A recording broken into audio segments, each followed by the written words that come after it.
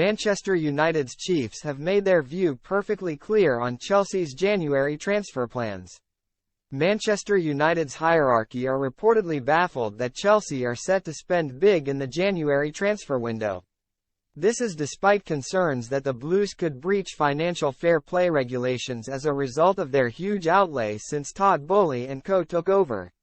Everton were docked 10 points by the Premier League for their failure to comply with financial rules this season, and Chelsea are among those being further investigated.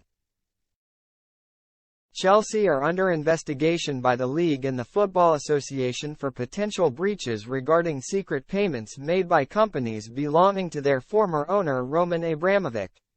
However, concerns have also been raised over the £1 billion plus transfer outlay since Boehly and his consortium took the reins at Stamford Bridge last year. Despite that huge spending spree, Blues boss Mauricio Pochettino recently called on the club to bring in further additions next month.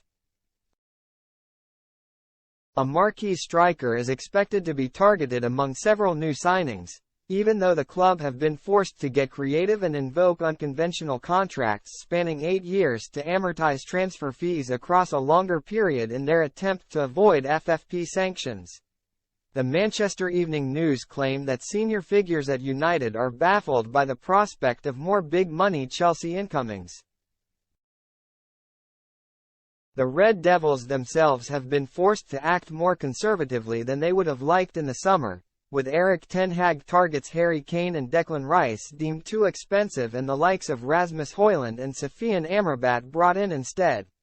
Everton were deducted 10 points in November for breaking profit and sustainability rules, but their recent 2-0 win over Chelsea ensured that Sean Dyche's outfit have already moved out of the relegation zone. If not for those docked points, the Toffees would be sat ahead of the Blues in the league table.